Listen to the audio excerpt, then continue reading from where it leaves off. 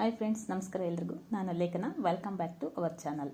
ಇವತ್ತು ನಾವು ಬಾಯಲ್ಲೇ ಟೆಂಪ್ಟ್ ಆಗುವಂಥ ಮಾವಿನಕಾಯಿ ಉಪ್ಪಿನಕಾಯಿ ಹೇಗೆ ಮಾಡ್ಕೊಳ್ಳೋದು ಅಂತ ನೋಡ್ಕೊಳ್ಳೋಣ. ಇಲ್ಲಿ ನಾನು ಇನ್ಸ್ಟೆಂಟಾಗಿ ಮಾಡ್ಕೊತಾ ಇದ್ದೀನಿ. ತೋತಾಪುರಿ ಮಾವಿನಕಾಯಿ ತೊಗೊಂಡಿದ್ದೀನಿ. ಇದು ಜಾಸ್ತಿ ವರ್ಷಗಳಗಟ್ಟಲೆ ಇರಲ್ಲ, ಇನ್ನು ಕಾಯಿ ಬಲಿಬೇಕು. ಸೊ ಈ ಕಾಯಿಯಿಂದ ಮಾಡ್ಕೊಳ್ಳೋದ್ರಿಂದ ಒಂದು ಮಿನಿಮಮ್ 3 ತಿಂಗಳಾದರೂ ಇರುತ್ತೆ, ಹಾಳಾಗದೆ ಹಾಗೆ ನೋಡ್ಕೋಬೇಕಷ್ಟೆ. ಇಲ್ಲಿ ನಾನು ಮಾಡ್ಕೊಳ್ಳೋದಕ್ಕೆ ತೋತಾಪುರಿ ಮಾವಿನಕಾಯಿ ತೊಗೊಂಡಿದ್ದೀನಿ. ಇದನ್ನು ಚೆನ್ನಾಗಿ ವಾಶ್ ಮಾಡಿ ಒಂದು ಕಾಟನ್ ಬಟ್ಟೆಯಿಂದ ನೀಟಾಗಿ ಒರೆಸ್ಕೋಬೇಕು. ಎಲ್ಲೂ ತೇವ ಇರಬಾರ್ದು, ಆಗಲೇ ತುಂಬ ದಿವಸ ಇರೋದು.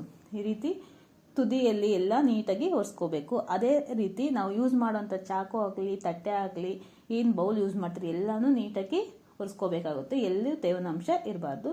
ಈಗ ಇದನ್ನು ಚಿಕ್ಕ ಚಿಕ್ಕದಾಗಿ ಕಟ್ ಮಾಡಿಕೊಂಡು ಈ ರೀತಿ ಪೀಸಸ್ ಆಗಿ ಮಾಡಿಟ್ಕೊಂಡಿದ್ದೀನಿ. ಯಾವುದೇ ಮಾವಿನಕಾಯಿ ಆದರೂ ಉಪಯೋಗಿಸ್ಕೋಬಹುದು. ಈಗ ಇದಕ್ಕೆ ರುಚಿಗೆ ಬೇಕಾಗಿರೋಷ್ಟು ಉಪ್ಪನ್ನ ಸೇರಿಸ್ಕೊತಾ ಇದ್ದೀನಿ. ಇಲ್ಲಿ ನಾನು ಒಂದು ಅರ್ಧ ಕಪ್ ಆಗೋಷ್ಟು ಉಪ್ಪು, ಹಾಗೆ ಒಂದು ಅರ್ಧ ಕಪ್ ಆಗೋಷ್ಟು ಖಾರದ ಪುಡಿ ಸೇರಿಸ್ಕೊತಾ ಇದ್ದೀನಿ. ಖಾರದ ಪುಡಿ ನಿಮ್ಮ ಖಾರಕ್ಕೆ ತಕ್ಕಾಗಿ ಸೇರಿಸ್ಕೋಬೇಕಾಗುತ್ತೆ. ನಂತರ ಇದಕ್ಕೆ ಒಗ್ಗರಣೆ ಮಾಡಿ ಸೇರಿಸ್ಕೊತಾ ಇದ್ದೀನಿ. ಒಗ್ಗರಣೆಗೆ ನಾನು ಗೋಲ್ಡ್ ವಿನ್ನರ್ ಆಯಿಲ್ ತಗೊಂಡಿದ್ದೀನಿ. ಇದು ಅರ್ಧ ಲೀಟರ್ ಪಾಕೆಟ್ ಇದೆ. ಇದರಲ್ಲಿ 1 ಕಪ್ ಆಗೋಷ್ಟು ಮಾತ್ರ ಸೇರಿಸ್ಕೊತಾ ಇದ್ದೀನಿ. ನಾನು ತಗೊಂಡಿರೋ ರೇಷಿಯೋಗೆ 5 ಮಾವಿನಕಾಯಿಗೆ 1 ಕಪ್ ಆಗೋಷ್ಟು ಎಣ್ಣೆನ ತಗೊಂಡು ಇದನ್ನು ಚೆನ್ನಾಗಿ ಕಾದ ನಂತರ ಇದಕ್ಕೆ ಒಂದು 2 ರಿಂದ 3 ಟೇಬಲ್ ಸ್ಪೂನ್ ಆಗೋಷ್ಟು ಸಾಸಿವೆ, ನಂತರ ಇದಕ್ಕೆ ಒಂದು 1/4 ಟೇಬಲ್ ಸ್ಪೂನ್ ಆಗೋಷ್ಟು ಇಂಗು, ನಂತರ ಮೆಂತೆಕಾಳು, ಬೆಳ್ಳುಳ್ಳಿ, ಒಣಮೆಣಸಿನ್ಕಾಯಿ, ಕರಿಬೇವು ಇಷ್ಟನ್ನು ಸೇರಿಸ್ಕೊಂಡು ಸ್ಟವ್ ಆಫ್ ಮಾಡ್ಕೊಳ್ಳೋಣ.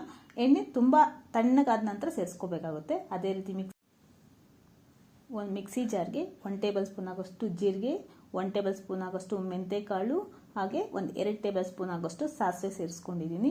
ಬೇಕು ಅನ್ನೋರು ಇದನ್ನು ರೋಸ್ಟ್ ಮಾಡ್ಕೊಂಡಾದ್ರೂ ಪೌಡರ್ ಮಾಡ್ಕೋಬಹುದು. ನಾನು ಇಲ್ಲಿ ಡೈರೆಕ್ಟಾಗಿ ಪೌಡರ್ ಮಾಡ್ಕೊತಾ ಇದ್ದೀನಿ. ಈ ರೀತಿ ನೀಟಾಗಿ ಪೌಡರ್ ಮಾಡ್ಕೊಳ್ಳೋಣ. ಸ್ವಲ್ಪ ತರಿ ಇದ್ರೂ ಪರವಾಗಿಲ್ಲ, ಆ ರೀತಿ ಪೌಡರ್ ಮಾಡಿಕೊಂಡು ಇದಕ್ಕೆ ಸೇರಿಸ್ಕೊತಾ ಇದ್ದೀನಿ. ನಾವು ಮಾವಿನಕಾಯಿ ಪಿಕ್ಕಲ್ಗೆ ಸೇರಿಸ್ಕೊತಾ ಇದ್ದೀನಿ ಒಗ್ಗರಣೆ. ನಂತರ ನಾವು ಮಾಡಿಟ್ಕೊಂಡಿರೋಂಥ ಪೌಡರ್ನ ಸೇರಿಸ್ಕೊಂಡು ಚೆನ್ನಾಗಿ ಮಿಕ್ಸ್ ಮಾಡ್ಕೋಬೇಕಾಗುತ್ತೆ. ಸ್ಪೂನು ಅಷ್ಟೇ ತೇವಾಂಶ ಇರಬಾರ್ದು. ಆ ರೀತಿ ನೀಟಾಗಿ ನೋಡಿಕೊಂಡು ನೀಟಾಗಿ ಮಿಕ್ಸ್ ಮಾಡ್ಕೋಬೇಕು. ಜಾಸ್ತಿ ಕೈಯೆಲ್ಲ ಇಡಬಾರ್ದು. ಈಗ ಈ ರೀತಿ ಮಿಕ್ಸ್ ಆದ ನಂತರ ಇದು ನೋಡಿ, ಈ ರೀತಿ ಮಿಕ್ಸ್ ಆಗಿದೆ. ಇನ್ಸ್ಟೆಂಟಾಗಿ ಮಾಡ್ಕೊಳ್ಳೋದು ಮದುವೆ ಮನೆಗೆಲ್ಲ ಮಾಡೋ ರೀತಿ ಇರುತ್ತೆ. ಸೊ ಇದನ್ನು ನಾವು ಫ್ರಿಜ್ಜಲ್ಲಿ ಇಟ್ಕೊಂಡ್ರೆ ಅಂತೂ ಮಿನಿಮಮ್ ಒಂದು 6 ತಿಂಗಳಾದರೂ ಇಟ್ಕೋಬಹುದು. ಈಗ ಒಂದು ಪ್ಲೇಟ್ನ ಕವರ್ ಮಾಡಿಡ್ತಾ ಇದ್ದೀನಿ. ನೆಕ್ಸ್ಟ್ ಡೇ 24 ಅವರ್ಸ್ ಆದಮೇಲೆ ಈ ರೀತಿ ಸುತ್ತ ಎಲ್ಲನೂ ಎಣ್ಣೆ ಅಂಶ ಬಿಟ್ಕೊಂಡಿರುತ್ತೆ. ಈ ರೀತಿ ಬಿಟ್ಕೊಂಡಿದ್ದ ನಂತರ ಒಂದ್ಸಲಿ ಮಿಕ್ಸ್ ಮಾಡ್ಕೊಳ್ಳೋಣ. ಮಿಕ್ಸ್ ಮಾಡ್ಕೊಂಡಿದ್ದ ನಂತರ ಇದನ್ನು ನಾನೊಂದು ಗ್ಲಾಸ್ ಜಾರಲ್ಲಿ ಇಟ್ಕೊತಾ ಇದ್ದೀನಿ. ಮತ್ತು ಗಾಳಿ ಎಲ್ಲ ಹೋಗಬಾರ್ದು, ಆ ರೀತಿ ನೀಟಾಗಿ ಇಟ್ಕೋಬೇಕು. ಇಲ್ಲಿ ನೋಡ್ತಾ ಇದ್ರಲ್ಲ, ಬಾಯಲ್ಲೇ ಟೆಂಪ್ಟ್ ಆಗುವಂಥ ಉಪ್ಪಿನಕಾಯಿ ರೆಡಿ ಆಗಿದೆ. ಈ ರೆಸಿಪಿನ ಯಾರಿಗೆಲ್ಲ ಇಷ್ಟ ಆಯಿತು ಲೈಕ್ ಮಾಡಿ. ಇದೇ ಮೊದಲನೇ ಬಾರಿ ನನ್ನ ಚಾನಲ್ ನೋಡ್ತಾ ಇದ್ದರೆ ಸಬ್ಸ್ಕ್ರೈಬ್ ಮಾಡ್ಕೊಂಡು ನೋಡಿ. ಇಷ್ಟ ಆದರೆ ಫ್ರೆಂಡ್ಸ್ ಆ್ಯಂಡ್ ಫ್ಯಾಮಿಲಿಗೆ ಶೇರ್ ಮಾಡಿ. Thank you.